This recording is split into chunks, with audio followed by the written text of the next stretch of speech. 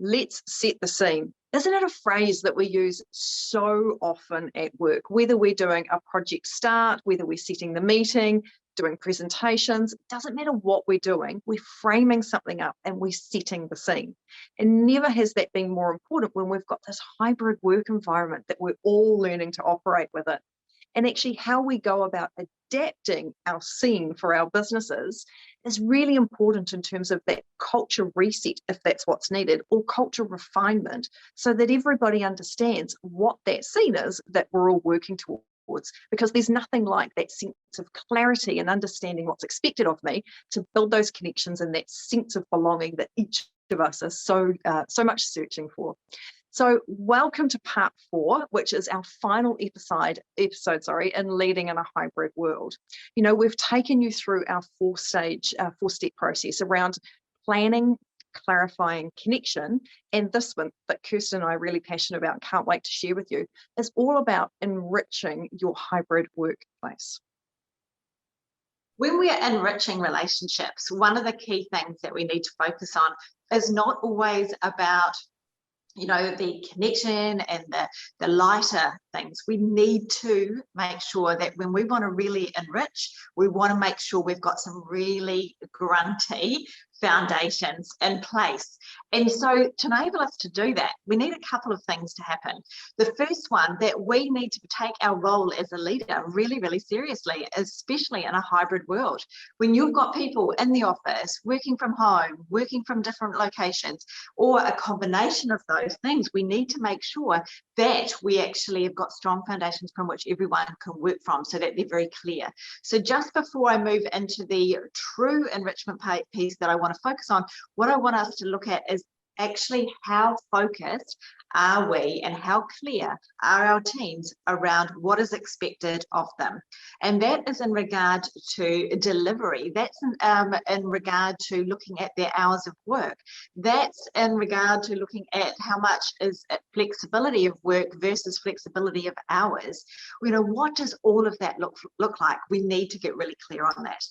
What we also need to get really clear on, though, is what are we doing around making sure that we are still having those one-on-ones, and still having those, I hate the word, but performance reviews. What Sarah and I like to call performance reviews is actually future forward conversations. So we've got a whole series based on that, because future forward conversations really acknowledges the here, the now, but it also looks at what are those expectations setting up for success in the future, but it's also making sure we're looking at the gaps. Now, your role as a leader in a hybrid world is to make sure that people are actually very clear on what those expectations are. But what we're finding when we're talking to a lot of people that are leading in a hybrid world at the moment is they're foregoing those more formal conversations for lighter ones. We're all for those lighter connection conversations, but we also need to make sure that we've got those formal conversations still happening with one-on-ones and those future forward conversations.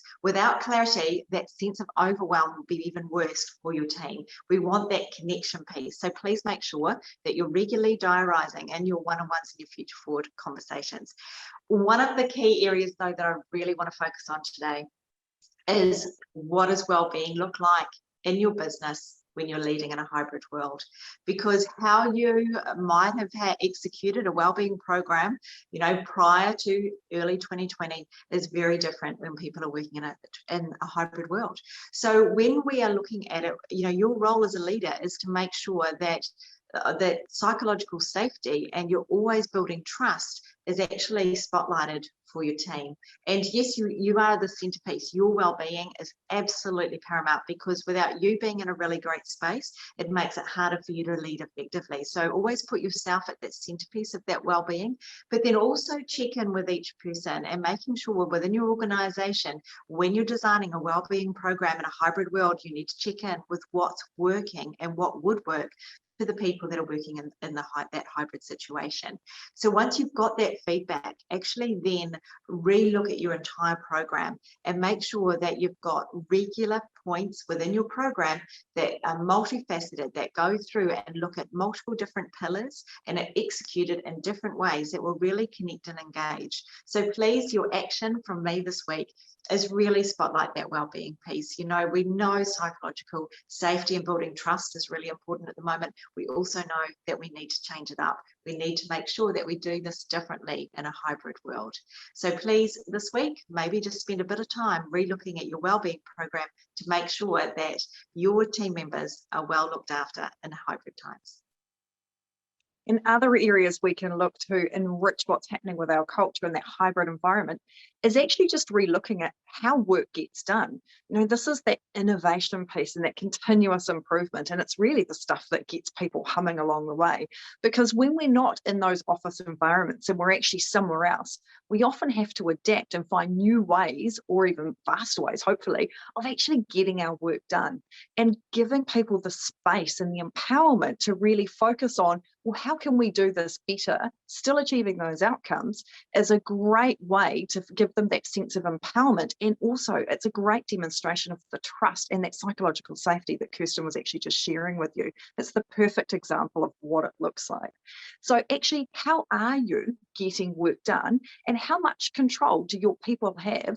Within parameters, of course, there's obviously processes that have to be followed, but actually, how are they getting the work done, and how much autonomy do they have in that space and control to actually get the actions done that are required of them in their role? And another area that I really want to just touch on again is around collaboration. And I know we spoke about connection in our previous episode, but this is to take it up a notch. You know, this is to really think about what collaboration looks like. And it's actually thinking outside the square with these things. Where as businesses, we're doing multiple projects all of the time. They're perfect. Those kickoff meetings, they're perfect examples of when you can foster cross-team collaboration, or even just your own team collaboration. Where you've got product launches or service launches, it's another opportunity to bring that sense of collaboration and achievement together with everyone. You know, there are lots of things that we do in our day-to-day that actually create really cool opportunities to bring people together from different teams as well. And last, but most definitely not least, we really want to share with you is that sense of celebration. It's just as important in the hybrid environment as it was previously. But the key with the celebration one is, you know, I talked about those project releases and kickoffs and things like that, but it's hunting the small stuff.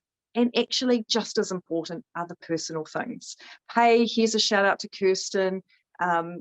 Her family did this, or this sense of thing happened. You know, whatever those connection points are that are important to the individual as well as the work stuff are equally important to be sharing with people so that we can continue to foster that sense of connection, and we're truly hunting the small stuff that's actually meaningful to people along the way. So my action to you is, are you hunting the small stuff? And if you haven't been, how are you going to go about finding those things so that you can really share that sense of celebration with everybody across your team? That is so good, because when people feel great, they are more connected, they work harder, they, you know, the quality of work goes up. It's just phenomenal. And you know, why we spend so much time at work, we want to feel good. We could actually even up that another layer too, Sarah, couldn't we, in regard to, as a leader, look for all those little things, but we could also see if we can make sure that encourage your team members to actually seek out those little things as well, so that they're looking for opportunities to be able to celebrate with their team members. Hey, thank you so much for joining Sarah and myself in our Leading Authentically in Hybrid Times. You know, this is a series that we're hugely passionate about. We've shared with you a lot of practical tips, actions that we'd encourage you to implement. We had 4 stages that we've looked at. They are plan, clarify, connect, and enrich. Within this series, you know, when we are looking at leading in hybrid worlds, like we've mentioned before, leading in hybrid world is full of complexities. There are different nuances we need to be aware of. We need to change up our leadership. We need to be more authentic and show up so that we make sure that we level that beautiful playing field between those that are coming back into the office or are in the office, those that are working virtually or remotely, and they all have that same playing field. We wish you well leading authentically in hybrid worlds, and please just DM us or ask us any questions in the chat below if you've got any questions, or you just want want to give us feedback on what you're doing within your organization.